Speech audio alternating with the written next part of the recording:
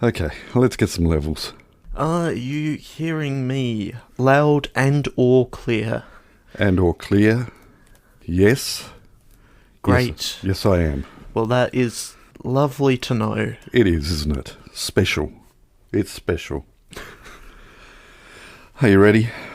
Sure. Are there any tough words? I mean, murder's pretty tough, isn't it? Spoilers? Oh, I can't use this in the pre-credits now. Huh. Oh well. Colin had a problem and a microphone to spare. Thomas took it up and so the podcast went to air. For weeks and months they trolled through every single DVD. They've unwrapped all the ones they can and now they're cellulose free. Now they're cellulose free. Hello dear listener and welcome to Cellulose Free. My name is Colin and with me as always is my fellow film watcher, compadre and son, Thomas. Hi, hello. What have you been up to? Well, other than continuing on with the projects that I've said I've been continuing on with, I made myself some art out of data, and I can't really say much else about it yet, because I'm still waiting for it to come back from the printers. Art? Yes. I don't understand art, but I know what I like. And what do you like? Art. Is that all you've been up to? It's all that really bears talking about, to be honest. I mean, we've been hearing some weird noises coming from your room lately. Are you making a nuclear reactor down there? No. Good. No. What's even new about weird noises emanating from my room? That is true. So, yeah, I guess watch this space. Maybe I will have more to say about this time next week, but maybe not, because we are only 3 business days into the expected 7 to 10 business days before I have to go and pick it up from Officeworks. Fair enough. Huh. Fair enough. Huh. Fair enough. Yeah. Get this feeling of deja vu. What have you been up to? What have I been up to? It is that week in this fortnightly cycle, and yesterday was very crazy in that with this guinea pig medication trial happening and GPs wanting me to have baselines set as far as bloods are concerned. Yesterday, I had a pathology visit in a building that went incredibly smoothly. I'm so used to having needles stuck in arms that, that was not a problem. And there was no wait compared to the last time I went to a pathology where there was probably about a half-hour wait. But no, went straight into this one. And then in that same building, an hour later, upstairs, I did a plasma donation. Right. So I've got a hole in one arm, a hole in the other, and also a hole in one of my fingers because they do a quick blood test before they do the plasma donation to check your hemoglobin levels. And that was all fine. That all went smoothly. And then I got my mind prodded by my psychologist. So I was copping it from all sides yesterday. And so this morning I thought, right, I've got some things that I'd like to do. And then it all fell apart. I got a phone call from a GP, completely out of the blue. When I say GP, I don't know whether that's a universal term, so I will explain. That is my doctor. Yes. My general practitioner doctor. So general practice takes care of my general health needs, and if I need specialist attention, will refer me to those specialists. All right. So this morning, got a phone call from my GP saying, look, the pathology test that you did yesterday has come up with some scary numbers in my cholesterol levels. Yeah. And, of course, the trial that I'm doing required me to go off my cholesterol medication. And so the GP said, look, I think you really need to stop this trial and get back onto your cholesterol medication. And so I made the reluctant decision that, okay, my life is possibly more important than this trial, and so I had to make another phone call. I love making phone calls, or taking phone calls, and called the person in charge of this medical trial and said, this is the situation. And she agreed with my GP. Yes, I think, unfortunately, we shall have to take you off the trial and have you go back onto your medication. And so we said our farewells, and then I got an email with a couple of final questionnaires just so that they get a full data set from me at least. And that's fine. And just as I was actually about to make that phone call to the trial person, my wife came back in the car and backed down the driveway. I thought, she doesn't back down the driveway. Why is she backing down the driveway? And it turns out that the car's playing up. And so we called our auto service, and they came out and said, looks like it's your alternator. Yeah. Which I guess is why I was hoping that you were making a nuclear generator down in your bedroom, because we could just plonk that in to replace the alternator. Although I did do a little bit of looking into the difference between generators and alternators, and there is actually a difference. And I won't go into that because this isn't a science podcast. But I'm sure we could wangle something. Stick your nuclear generator into the Kia, and then we wouldn't need to fill it up with petrol either. It'll all be good. So he got enough juice back into the battery, which hadn't been charging, which is the primary purpose of having an alternator in the car, is to charge up your battery. So he charged up enough for us to risk a 5-minute drive to our local mechanic whilst he followed us to make sure we got there. And sure enough, it's an alternator, and it's going to cost large amounts of money, and woe is us. Yeah. But bus get redirected, or had they taken the tree away already? Well, this was today. The tree is gone. Like yesterday, or? Yesterday they were fixing up power lines that the tree had bumped. Because we had very, very strong winds. Oh, yeah. And it wiped out a large amount of trees and power lines and took roofs off things. And, it's all been crazy in that respect. Yeah. Other than all that... Yeah. The only other thing of note really is that I'm actually sticking with a game. Right. Yeah, a Switch game that I saw advertised on Facebook. I do apologise for the wind, sorry. Yes, so this game is called Caravan Sandwich. That's witch spelt W-I-T-C-H. Yes, so a sandwich, yes. So it's sort of a discovering things, 3D... What's the perspective where you're actually above the person or the vehicle? Third person, is it? Yeah, and so you're wandering around this place and finding things to fix up things, and then there's a lot of going back and forth between places. You can't get this until you get back to way over the other side of the map to get that, and then... So, I do feel... a bit cheat. I would rather have a short game that doesn't rely on having it advertised it's got 400 hours of gameplay when 399 of those hours is you trudging back and forth between two places. Yeah. And it does do a bit of that. It does it all right, and the map isn't particularly large. But yeah, that's my, I guess, linear sense. Because it isn't exactly linear. There are side quests that you can go on, but you lose certain side quests if you decide to continue on at certain main points in the main storyline. And so you've got to choose between losing those side quests before and continuing or finishing those side quests before you move on. But yeah, I'm quite enjoying it, and well worth a look. It was a reasonable price. Enjoying that. Speaking of enjoying things... Yeah? Let's enjoy a film, hopefully. Oh, yeah? We have a film to watch. We do. And what is it they're watching this week? We are watching The Verdict. Please tell our dear listener what on earth this movie is. Superintendent Grodman of Scotland Yard built an airtight case into a noose around a killer's neck.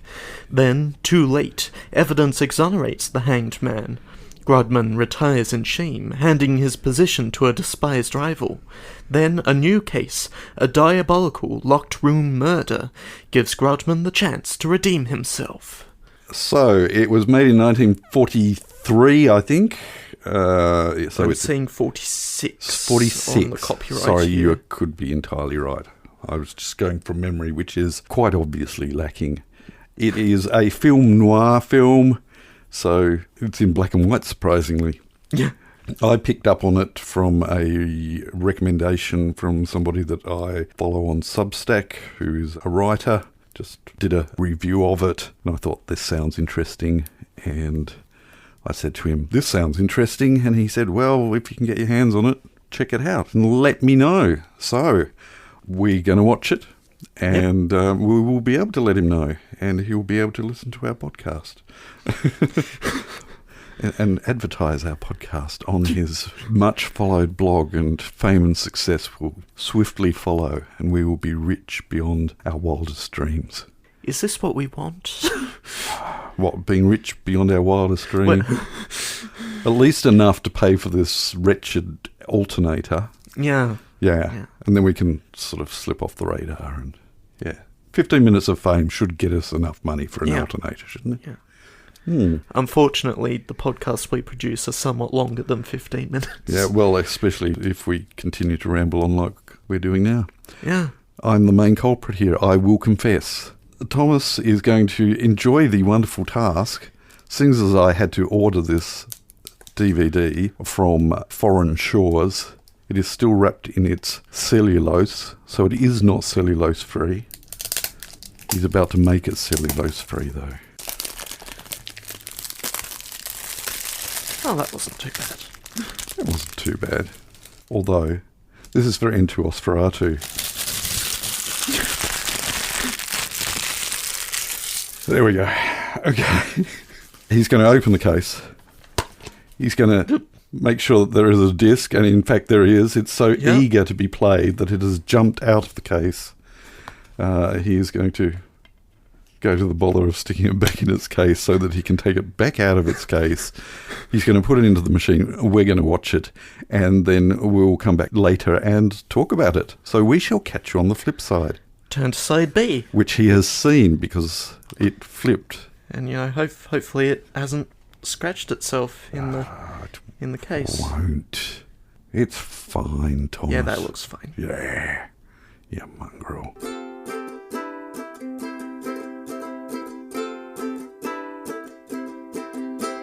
So what did you think? Yeah. It was all right. It's difficult that so much water has gone under the bridge since this. Mm-hmm. Multiple TV series that certainly I have experienced, and I don't know whether you have as much. The whodunits and the twists and the typical list of suspects, and then the dismissing of suspects, and then realising that, oh, we shouldn't have dismissed suspects so soon, and were suspects really suspects, and who wasn't suspect that should have been suspect. Like, it is just largely a fairly standard procedural. Yeah, standard now, but I think this was very much in the beginning stages of things becoming standard. I was very pleasantly surprised at the humour that was woven into it, and some of the banter, and that really surprised me that there was so much dark comedy in it that I thought worked quite well. All that being said, it was very much, and this is the nature of films at that stage, very much scripted rather than natural dialogue throughout the film. There wasn't a single line that I could honestly point at that would have been delivered in just natural conversation, really. And that was the nature of all scripts that I've certainly come across of this period, that there is no natural dialogue. Everything is very staged, dramatically scripted. I mean, one of the lines that I really did quite like that was delivered was, "The air is full of sinister currents tonight." Yeah. I mean, people don't talk like that, but he does. The other interesting thing that I should point out is that Sydney Greenstreet, who played Mr. G, Yeah. he didn't start acting in films until he was 61. So he'd done quite a bit of stage plays, and there were certainly a lot of times where people tried to convince him to start acting in film, but this film came out only 2 years after he started acting in films. Right. I suppose at that time, talkies are still sort of coming around. Yeah. So you need to have older people who can act.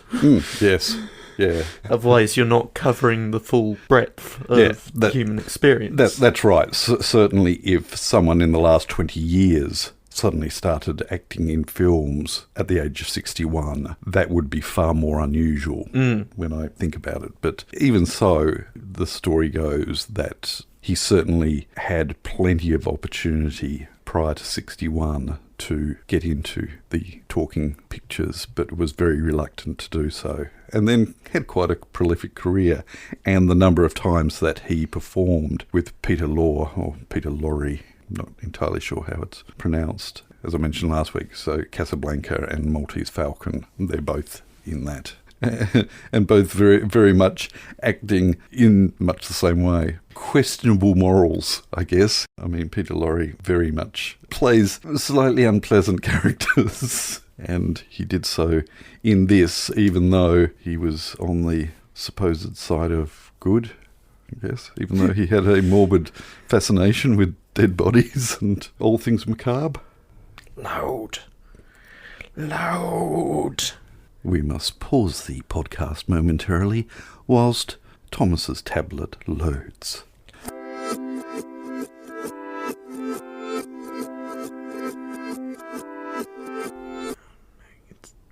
Why is it that? I don't know. Try a different tool. We're gonna try a different tool. Pet law.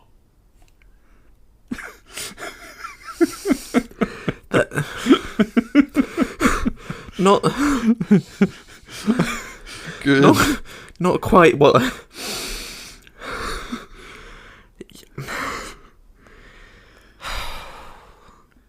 Yeah, possibly law. Right. Well, see, that's what I've always thought. But there was something, a doco that I watched that I think the guy who was narrating it said Lorre. So, anyway, it's neither here nor there. He's dead, Jim. It's worse than that. He's dead, Jim. Right. I did enjoy that. Oh, yeah. And there were some interesting camera shots and the zooming into the church bell and then down. I quite like that. And it's always nice looking at how very important contrast was. Yeah. To the black and white era. Mm-hmm. If you mess that up, you have nothing. Yeah. Yes, the stark contrasts, and used to great effect as far as shadows of people. And who is that? All I can see is their shadow. All right. If you can get your hands on it, I do recommend it. It's worth a watch. Thomas It's fine. He's quite blasé about it, and I can understand that as well. Well, we shall move on then. The following segment has no title. Thank you. And I have done my rounds, so it's just a matter of opening the document. Oh, there's more stuff. Yes. We will start over on Discord with Entuosferatu. Hello, Entuosferatu. Who says, I was listening on headphones, so thanks to Colin for pouring iron brew directly into my brain. It should be taken intravenously, to be honest, but straight into the brain, sure. You'll now have cellulose in your brain. And then he makes a guess, so we shall move on to Facebook, where we find Helen. Hi, Helen. who says, "Thanks for the heads up about how bad this is. Not that it is even remotely likely that I would even contemplate watching it." That's in regards to Battle for the Planet of the Apes. Mm-hmm. With regards to book-film connections, I have to say that J.K. Rowling was extremely lucky with cast continuity, with the exception of Dumbledore. Yeah, talk about careless choice there. I don't know what odds you would have been given for having so many of the main characters from the beginning still around at the end. Yeah. Yeah, working with child actors, it's difficult. Yeah.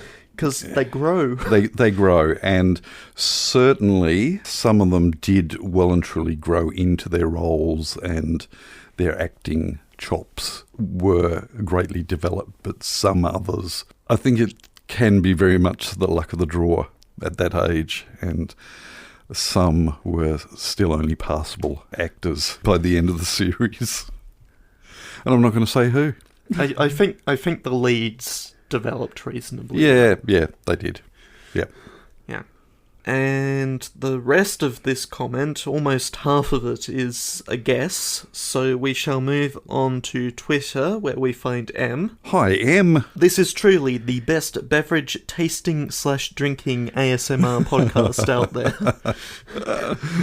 Oh, dear. According to a friend of mine, the reboots of the Ape films are much better than the originals. I don't know if you'll want to watch even more Ape Planet movies, though. Well, the thing is, I don't need to cover those movies in this podcast, because I've seen them multiple times already. Yeah, I've seen all except for the final one, which has just come out on... Disney Plug. Was it on Disney Plug? It's on Disney Plug, yeah. Oh, okay. Of course it is. Because It was Fox. It was Fox. Yeah. So it's on Disney Plug. Yeah. Hmm. No, I enjoyed them, so... Yeah. They're So very did I. good. And we started watching them on the Friday night movie nights, and Yeah. interest waned for certain parties, so Mm-hmm. we didn't get to the end of it in that particular showing, but it must get back to those who still want to watch. I think we'd only had up till that point, the last one to watch, so we should... Yeah, it's... Very solid. Yeah. I do recall having fear and trepidation because when the first of those came out, I was jaded by reboots and thought, oh, really? And they'd already tried a reboot, and that was, But very slick and well done, and high technical achievement. Yep. And Andy Serkis is a Yeah. brilliant actor with or without CGI over him. he very much carried that series. So I have yet to watch the last one, or the last of the first of the last. Who knows what's going to happen?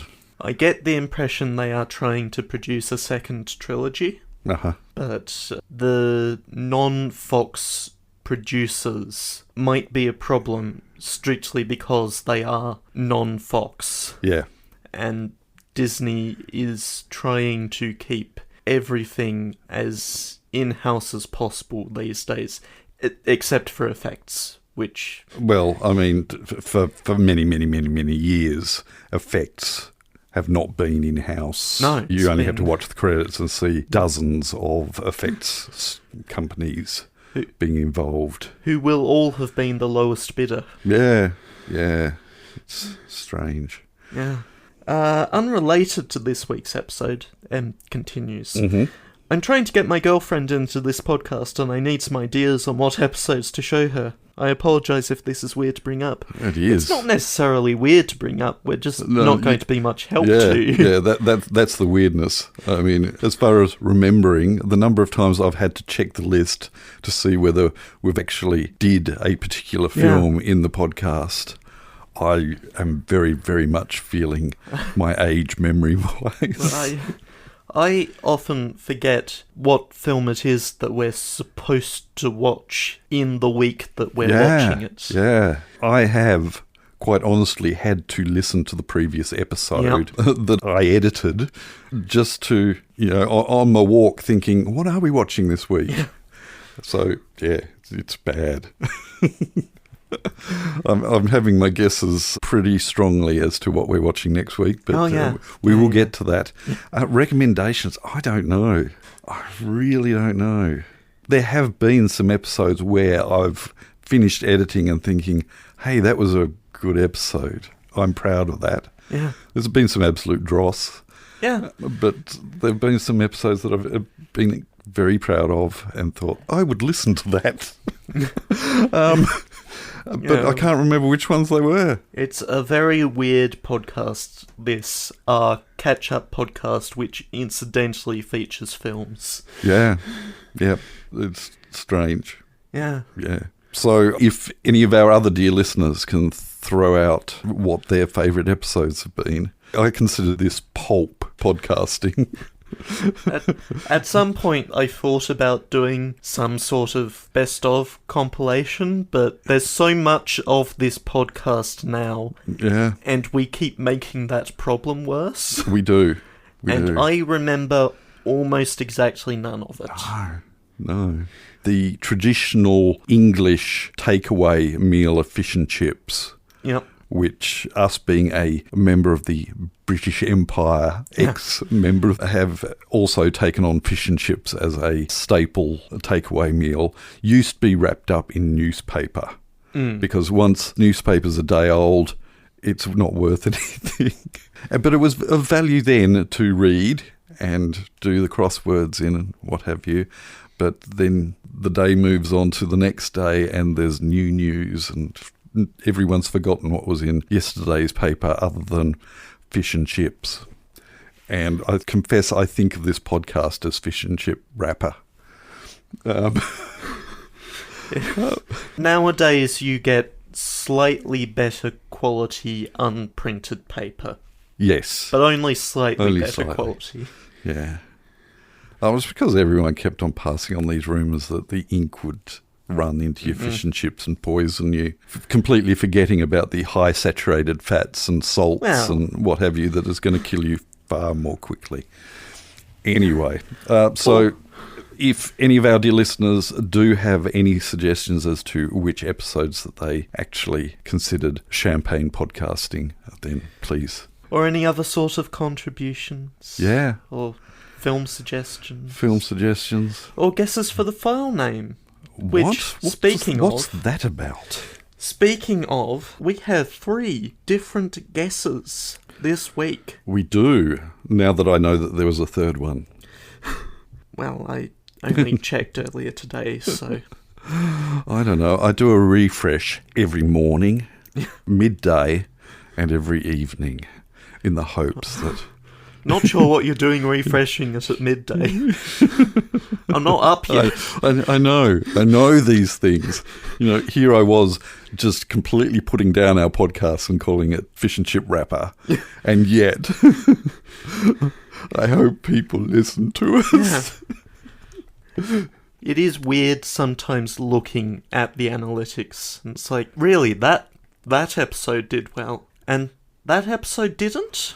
There is no rhyme or reason. For some of them, it's like, oh, okay, this is a popular film or it's in the news for some reason. Yeah. I think our Apes episodes have been doing slightly better than they deserve to. Yeah. But that being said, there have been certain niche ones that have just gone gangbusters, and I'm thinking, wow. And of course, not being able to remember what we thought of that particular film makes it even more awkward because, it's that many people listening to it. I hope, and then the listeners dip and you think, oh, no, we've offended way too many people. But anyway, the guesses. The guesses. Entosferatu says, for this week, I am going to go with the comedy option, Not Again, which is about as likely to be correct as any other guess I could come up with. Yeah. It is, alas, not correct. Not Again is not correct. Yeah. Helen says, I knew it the moment when I assumed that you would have to go for 8 characters because that's the number for a file name, and then you don't overthink it yourself. I know. It's scary. This week, for the file name, I'm going with 2 guesses because I'm not even going to try to win the arbitrary non-existent point. My first guess is Napatam, NAPOTAM for Not Another Planet of the Apes movie, which is incorrect. That's right. While my second guess, which could only be the file name if you name the file after the event, which I know you don't, is rubbish. RUBBISH, which is also incorrect. It is incorrect. Yeah. Now, M at least has something vaguely close to possibly correct, and that is Battle for App. BTLFORAP. Yep. And in fact got now almost 40-something% correct. Mm-hmm. A little more depending on how you feel about where the letter P is. Yes. But unfortunately, that is also incorrect. It is incorrect. No. And don't feel, in any way, any of you feel guilty about getting this one incorrect. No, instead, Colin has decided to produce a new object show called Battle for Plant. Yes. BTL, the number 4, PLNT. Battle for Plant Island? No, just plant. Yeah, Battle for Plant. The objects are all plants. So you've got chrysanthemums and gladioli and ferns and, of course, a tree. It's not a riff on The Bachelor, is it? Because if they're all plants and it's Battle for Plant... Gardner wants a plant. Anyway, thank you for participating. Yeah. I'm about to show Thomas what the file name is for today's episode. And he's going to cry just a little bit. Uh-huh. I mean, that is gettable. It is. I will say that it does use all 8 characters. I will let you say that. Yes. Yes. I will not edit that out. I will say that, and it won't be edited out. No. Unless this sentence has also been edited out. In which case, that sentence won't make any sense. No. Which sentence? Anyway, please, have a guess. Sentence to hanging until dead. You will be taken from this place to another place, and then subjected to multiple episodes of cellulose-free, and may God have mercy on your soul. Let's move on. Pick a film for next week so we can go to bed. So. It's your turn. Yes, so. Yes. While we will not be progressing on to the most modern of reboots, No. because, you know, we've seen them. They're good. There is some simian goings-on that you have not seen. There is. So, like I said last week, Arthur P. Jacobs died. His widow wasn't particularly interested in doing anything with the Apes franchise from then on, sold it off to Fox, who then sat on it for some decades. Indeed. And then some decades came to an end. And what we got out of those some decades coming to an end was several years of development hell, Mm-hmm. and then a Tim Burton movie. Yes, indeed. A Tim Burton movie that, not to spoil things, because I really can't remember what my opinion of it is, but I do know that it was not critically acclaimed, so to speak. Mm-hmm. It's got all the trimmings of a Tim Burton movie. It's got Helena Bonham Carter. It's got... It's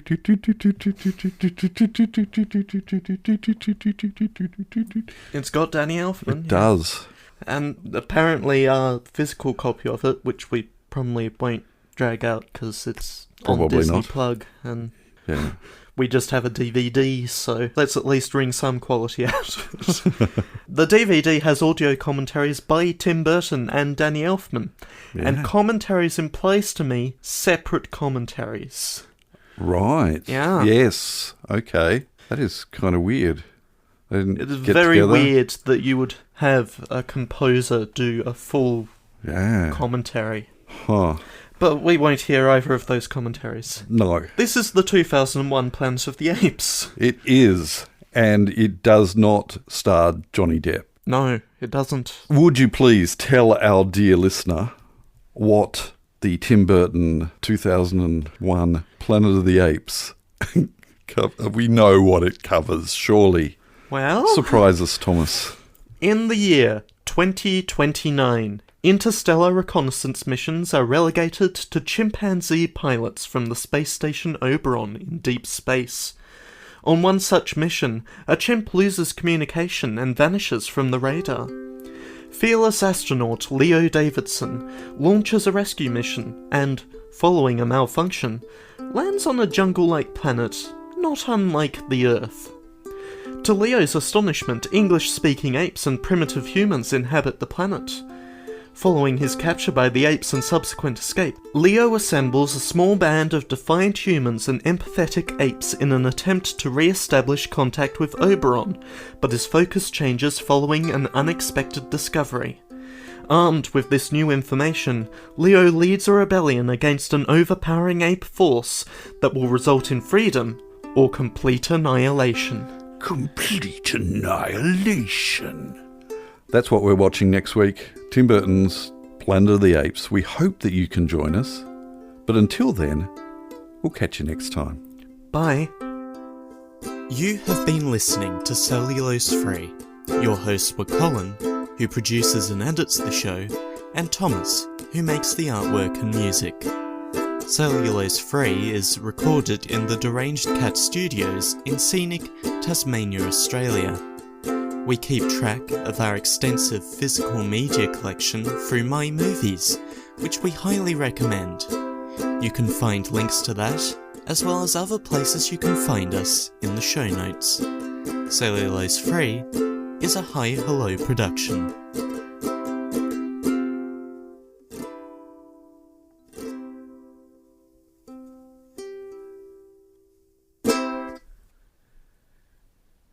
One more ape, one more ape, one more ape, one more ape.